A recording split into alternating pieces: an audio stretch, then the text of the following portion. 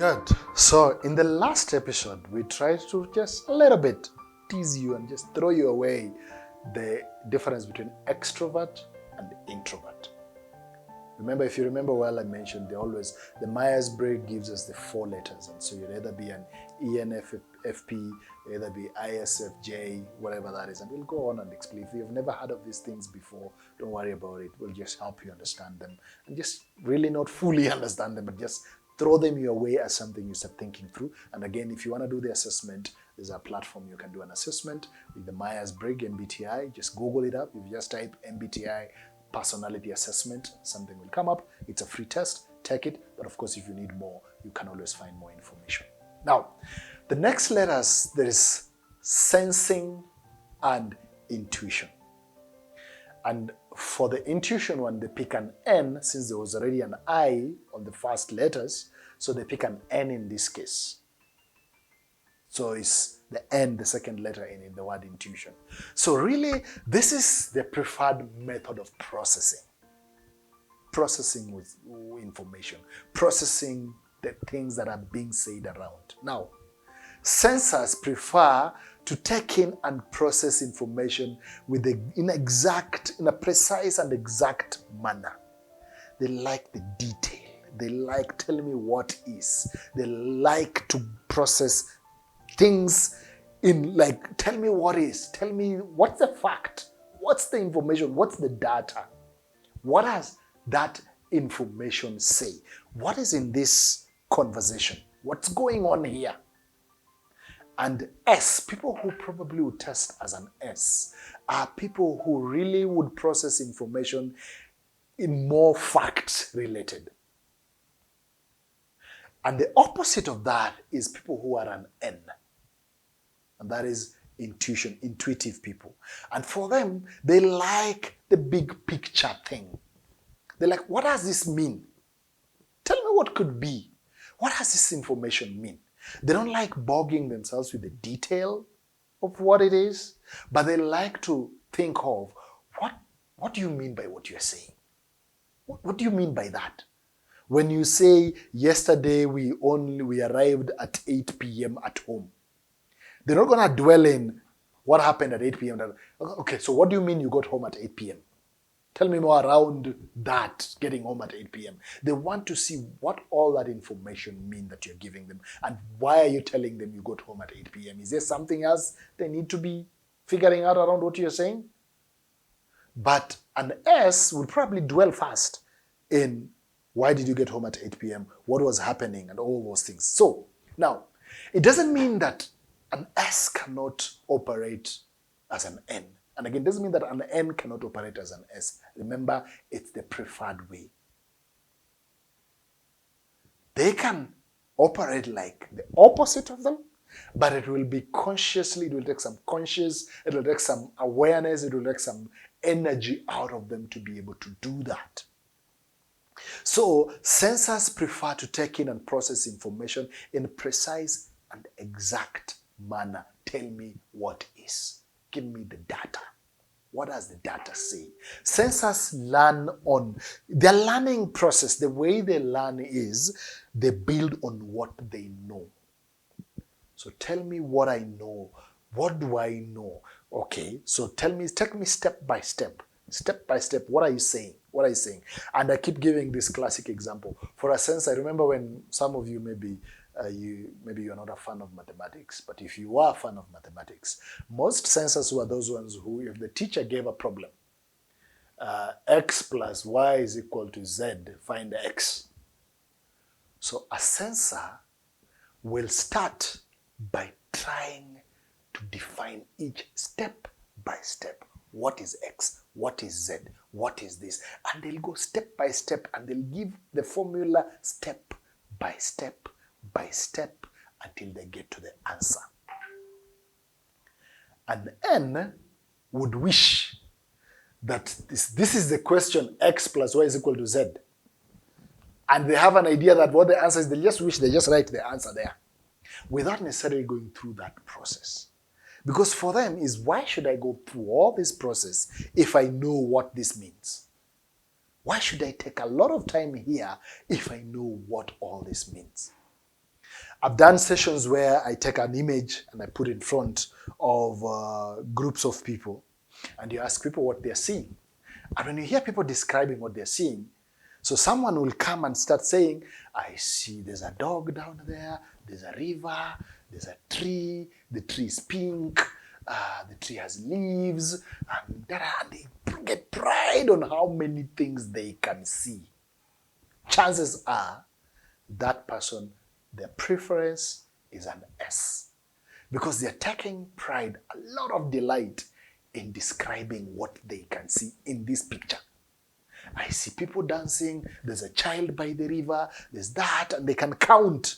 I see 10 people, I see 10 images, I see 10 stones, they can count. An N will look at that picture and probably will say, what do you see? But I see a house that would really make a good holiday vacation. And that's an N. Because for them, they've seen the whole image and they've seen the big picture. And all they're saying is that's a good place that could be amazing for vacation. That's an N for you. And it's important then to understand that the S live in the present. They live in the present moment. And how they want to really be in the moment. And they can sometimes get preoccupied by the moment where they find in themselves. They love the realism of things. Is this realistic? Come on, be realistic. Don't start telling me things here that I don't. Come on, be realistic. Tell me the realistic thing. What do we have in our hands? That's what an S would like to say. They want to know that this has been tried and tested. Whatever you're telling us has been tried and tested.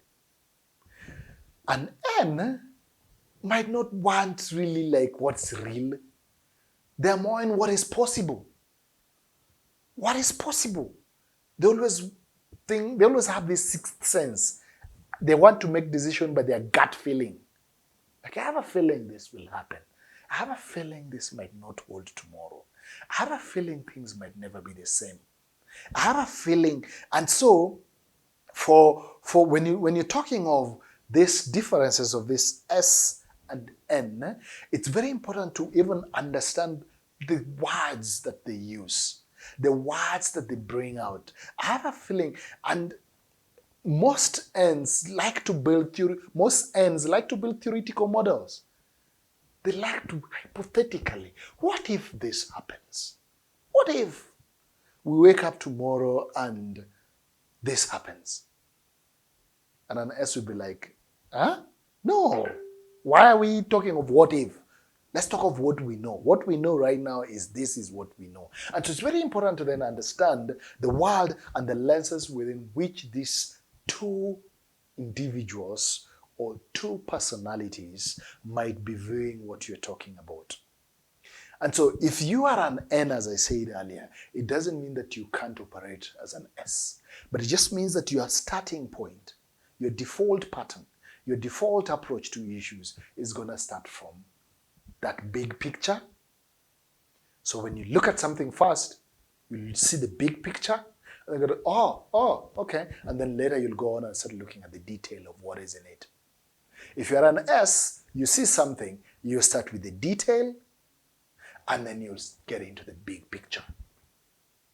And that is what you need to appreciate in your leadership as a leader, as an individual that is seeking to even being able to have influence. Now, as I said, N's like to imagine. N's like to really focus on possibilities. Their great cry is, tell me what could be possible. Tell me what could happen. And they're more future in their thinking. They like vision. They think around about the future. They think about the scalable, what could happen in the future. They like ideas, future ideas. They like thinking through what would happen. Now, personally as Gabriel, I find myself that I'm an S. And in some instances, I've had challenges with a lot of N's around me. And I have a lot of N's around me who want to think a lot about the future, but pay a little attention to the details around them. For me, I approach life thinking about the details. the details, and sometimes I get caught up in it until I forget that, hey, Gabriel, there's a future, and you need to be thinking a lot about the future too. So, what's your preferred way? How do you view things? What comes to mind? We all have our first instinct and then our managed behavior. So what's first instinct when you see something?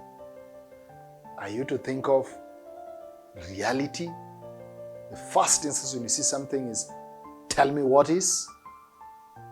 Or are you the one who this could be better. This could change. This could be an amazing idea. This could be. Is that how you first approach information and then come back and start looking at the data? This will help you know, because as a leader, when you're thinking through, when you are making decisions, when you are processing information you're being given, when you are putting together a report, when you're writing a document, when you'll help you know, okay, so since I focus more on the future, how do I make sure that I don't lose out on the details? Or since I focus more on the details, how do I make sure that I also paint a picture of the future? That way, you're able to influence both worlds as a leader. So I hope this helps you. And I hope this really builds your curiosity to ask yourself, so where do I fall? And again, it's not that now we put you in a box. No. But is, what are your tendencies? What do you tend? What do you prefer? What do you prefer? How do you approach issues? How do you tend to respond to issues? How do you tend to process the information you get? I hope this helps you in thinking through even those around you, the people you've interacted with, even when you're thinking through a lot, there's this person I know, there's this person I know, even as you are sharing this with them, to help them just think through, what do they prefer?